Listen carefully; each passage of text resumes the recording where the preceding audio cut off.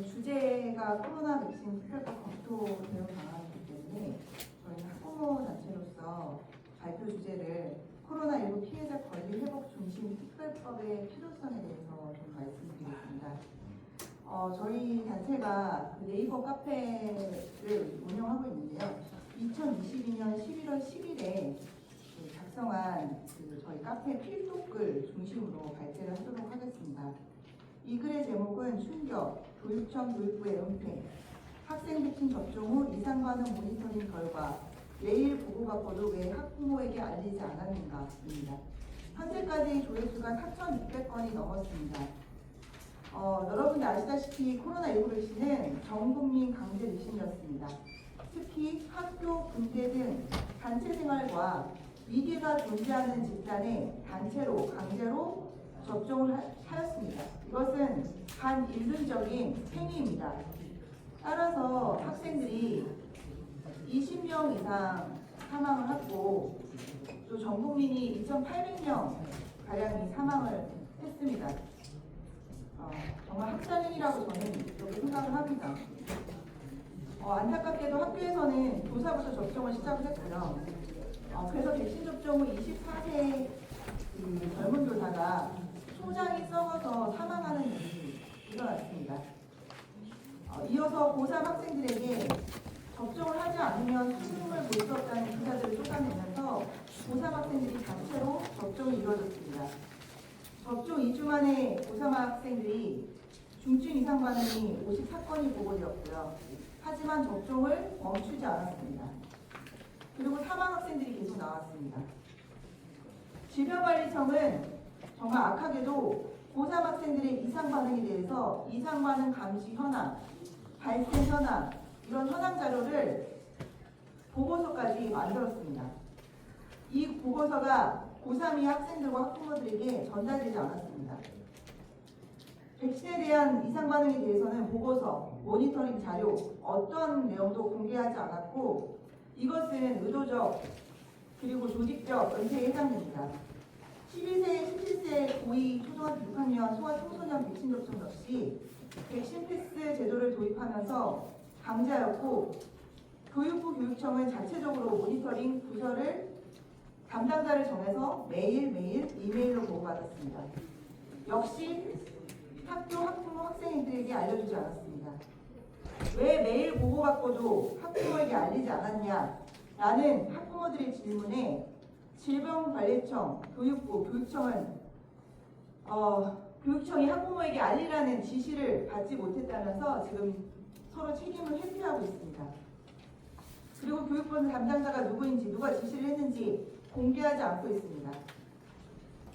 학생들이 접종하고 나서 이상 반응이 일어났을 때 자세하게 보고를 받았다는 자료는 존재합니다. 학부모들은 교육부, 교육청, 질병관리청에 수없이 질문했습니다. 왜? 교육부, 교육청, 전국의 모든 교육청, 교육부가 왜 이렇게 철저히 감추고 있었나? 왜 이렇게 침묵을 할 수 있었나? 고3 학생들의 이상 반응이 이렇게 심각했는데 어떻게 12세, 17세에게 접종을 할 수 있었나? 17개 교육감들 모두 아무 말도 하지 않고 있습니다. 교육부 직원들, 교육부 장관 어느 누구도 말하지 않고 있습니다. 현재까지도요. 그러면 저희 다시 한번 주제를 조금 집중해서 그러면 코로나19 피해자 권리회복 중심의 특별법이 왜 중요한가에 대해서 좀 말씀드리겠습니다. 지금 특별법이 사실 통과되었다고 하지만 피해자 권리를 회복할 수 있는 법인지 저희는 묻고 싶습니다. 그리고 다른 특별법이 어떠한지 좀 살펴보면 좀 내용을 알 수 있을 것 같은데요. 가까운 시기에 우리 12구 이태원 사건 아시죠? 이 사건 같은 경우는 피해자 권리 보장과 진상규명 및 재발 방지를 위한 특별법에 따라서 위원회 심의를 거쳐서 위원장 제청으로 대통령이 사무처장을 임명합니다. 이태원 특조위 사무처장은 무려 1급 공무원입니다. 위원장의 지휘를 받아 사무처 사무를 관장하고 소속 직원들의 지휘 감독합니다. 즉 사무처장이 임명이 돼서 그건 1급 이렇게 피해자들의 권리를 피해자들이 얘기하는 게 아니라 사무처장, 인권위에서 관리를 해서 하고 있습니다. 세월호 같은 경우에는 10년이 지났죠. 그런데 국가인권위원장이 성명을 발표했습니다. 그런데 코로나19 백신 피해자분들은 국가로부터 어떠한 성명서도 공식적으로 받아본 바가 없습니다. 우리나라는 아주 많이 잘못되어 있습니다. 선택적 추모와 선택적 진상규명을 하고 있는 나라가 과연 나라인가 묻고 싶습니다. 그럼 2024년 인권위 위원장의 세월호 성명서 내용을 살펴보겠습니다. 세월호 사건과 비교하고자 함이 아니고요. 그래서 그 명칭을 가리고 한번 말해보겠는데요. 우리 코로나19 백신 피해자분들은 듣지도 못했던 말이기 때문에 참 마음이 아프실 것 같습니다. 하지만 우리가 국가에 요구해야 되는 권리이기 때문에 이해하는 내용으로 들어가 주시기 바랍니다.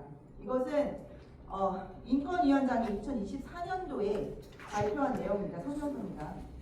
그날의 약속과 다짐 되새기며 안전사회 실현 향해 함께 마음 모아야. 국가인권위원회 위원장은 희생자의 넋을 기리며 유가족 및 피해자분들께 다시 한번 깊은 위로와 말씀을 전합니다. 참사는 전 국민을 슬픔과 충격에 빠뜨린 비극적 사건인 동시에 안전한 사회 실현에 대한 국민적 열망을 분출시킨 사회적 참사입니다. 우리는 희생자를 기억하고 그날의 아픔과 상처를 되새기며 앞으로 다시는 이러한 비극이 일어나지 않도록 그동안 무엇이 얼마나 변화시켰는지 되돌아볼 필요가 있습니다. 그날 이후 안타깝지만 어쩔 수 없는 불행한 개인사로만 여겼던 사회적 재난 참사가 이제는 국가와 지자체, 기업 등이 책임의식을 가지고 사전에 예방하고 대응해야 하는 일로 여겨지게 되었습니다. 또한 피해자의 권리의식도 점차 강화되어 그동안 시혜적 조치로 여겼던 피해자 지원에 관한 사항인 당연한 피해자의 권리라는 공감대가 형성되었고 피해자들이 연대하여 서로에게 버팀목이 되어주었으며 이들을 옹호하고 지지하는 시민의식이 성숙하고 있다는 점은 무엇보다도 희망적입니다. 중간에 잠깐 끊어서 말씀드리면 이거는 코로나19 백신, 코로나 피해자에 대한 내용이 아닙니다.